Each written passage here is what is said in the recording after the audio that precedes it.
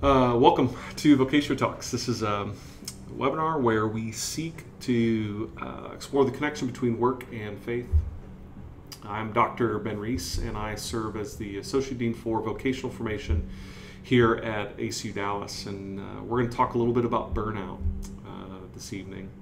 I'm going to spend about 15 minutes or so sharing a few things, and we'll spend the rest of the time responding to questions you might have. So if you have questions that crop up during my part, there's a Q&A button somewhere around there. Click that, put in your question, and we'll try to get to it at the end. If for any reason that doesn't work, you could put it into the chat that's going on. However, sometimes those things get buried and I may not see it. But here we are. So tonight I want to have a conversation around burnout. My hunch is most of us have felt burned out in our work. And when we have felt burned out, we probably use words like tired, exhausted, overwhelmed, undone, stretched thin, to use to describe our experience of burnout. I distinctly remember coming home one evening, this is a few years ago, and absolutely blowing up at my family. One child hadn't finished their chores, another child hadn't even started. I asked my third child, who was playing a game on their phone, if they had homework, and they said yes, even though we have a pretty clear rule that screens aren't allowed until homework and chores are done. And I can't even remember why I was angry at my wife, but I just blew up at everyone. And it was clear as it was happening, like it was this out-of-body experience, it was clear to me that my reaction was incredibly disproportionate to the situation. And even as I'm blowing up, I'm thinking to myself, like, whoa, buddy, you need to slow your roll. I mean, this is a bit out of hand. My family stood there just staring at me as I unloaded, and eventually recognized, okay, I'm a little bit out of control, and I'm probably projecting a bunch of stuff onto them that had nothing to do with chores or homework or home life. So I walked into the bedroom and I changed clothes and I crawled in bed and I just cried. I just cried and cried and cried. My wife eventually came in and I apologized for my behavior, and she said, okay, thanks for apologizing. You should probably apologize to the kids too. And after that, you need to see somebody. Like, I don't know what's going on, but whenever you're going to or coming from work, you're miserable. And you're making our lives miserable. And at first I thought, what? Like, there's no way. I haven't been acting that way. But then I realized, like, I was exhausted. I was cynical about everything pertaining to my work. I assumed the worst about my colleagues and people with whom I interacted. Similar to my blow up at home, I remembered a few blow ups in my office recently that felt disproportionate to the situation at hand. I mean, and I knew what feeling depressed was like, and this was different. I mean, I'd had a couple of long bouts of depression, and this wasn't the same. Because when there was distance from my work over a weekend or vacation, like, I was full of energy and life. During work, or when I was going to work or coming home, it was just brutal. So I laid there in bed and I thought, I'm burned out, I think. And my hunch is that this experience is similar for others who have felt burned out. You recognize burnout long after the process of burnout has actually begun. We typically notice it when we have had all the signs of a person who's burned out.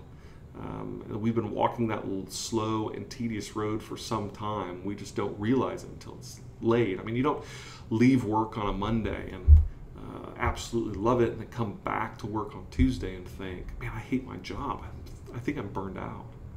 Right? It's slow, it's incremental. Burnout happens so slowly that you don't even notice the subtle shifts that are happening over time.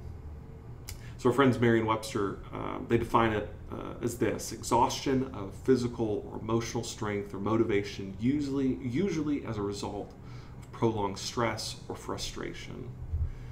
The term burnout was first used in the 1970s by a doctor who's describing what happens to those people who are in the helping professions. um, doctors, nurses, teachers, therapists. But now burnout is used fairly universally. It could pertain to all kinds of jobs. The National Library of Medicine has identified sort of 3 big symptoms of burnout. The first one is exhaustion. People affected, they feel drained and emotionally exhausted, unable to cope, right? Tired and down, they don't have enough energy. Physical symptoms include things like pain and stomach problems. Another symptom they've identified is alienation from work-related activities.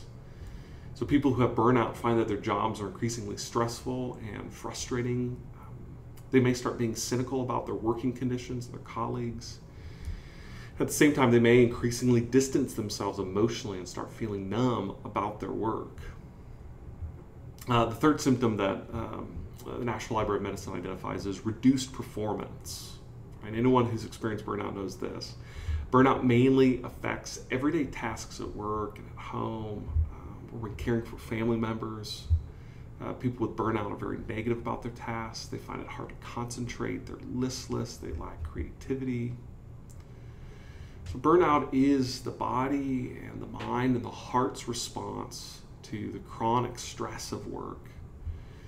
And it's manifested in exhaustion and cynicism and feelings of inefficacy, that we're not able to do things. And I want to say this, I want to say it clearly, right? No one wants to be burned out. It's not enjoyable. However, in some way, it is a gift. It's our body's way of saying enough is enough. Like, you can't keep going like this. As pressures mount in our work, there's a point where our bodies and our hearts and our souls say, whoa, you can't do this, and it will just shut down. That's what burnout is. So what causes burnout in our work? A number of years ago, Mayo Clinic did a fairly extensive research project, and they identified a number of different things, factors that can cause burnout. And some of these may sound familiar to you. One of the things they identified that causes is a lack of control. So this is the inability to influence decisions that affect your work, right? Such as your schedule or your assignments or your workload. All of these can lead to job burnout. Also a lack of resources that you need to do your work, right? Many of us know this when a boss or an employer expects long hours and it's unpredictable. And we've stayed late and we find out we have to stay later, right? These sorts of things can lead to burnout. Another thing the Mayo Clinic identified was unclear job expectations. So if you're unclear about the degree of authority you have or what your supervisor or others might expect from you, you're not likely to feel comfortable at work. Dysfunctional workplace dynamics. It's another thing they identified. Right? Perhaps you work with an office bully, or you feel undermined by colleagues, or your boss micromanages your work. I mean, these can all lead to job stress, then eventually lead to burnout. They also identified mismatch in values. If your values differ from the way your employer does business or handle grievances, the mismatch, the disconnect, the sort of dissonance between your values and what seems to be the values of the workplace can eventually take a toll. Poor job fit. If your job doesn't fit your interests and your skills, it might become increasingly stressful over time. They also identified extremes of activities. So when a job is monotonous or chaotic, right, you need constant energy to remain focused. This can lead to fatigue and job burnout. So 2 other things: lack of social support. If you feel isolated at work or in your personal life, you might feel more stressed. And then finally, the last thing that they identified that can lead to burnout is work-life imbalance. If your work takes up so much of your time and effort that you don't have the energy to spend time with your family and friends, might burn out quickly. Right? These are the things the Mayo Clinic identified, and they actually started to change their organization because doctors and nurses and janitorial staff, people at the Mayo Clinic, were experiencing burnout. And so they did this research project in hopes of helping their own employees.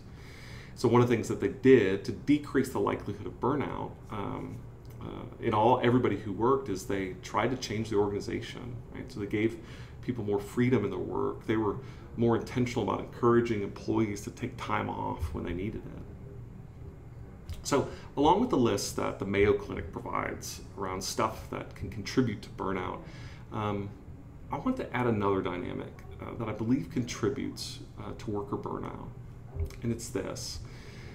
I think the American work ethic has contributed to our experience of burnout. And I want to be clear, okay? Hard work is good. Contributing to the common good, it's a good thing. But one thing that I believe we have inherited in the American work ethic is that much of our identity, much of our sense of worth is wrapped up in what we do.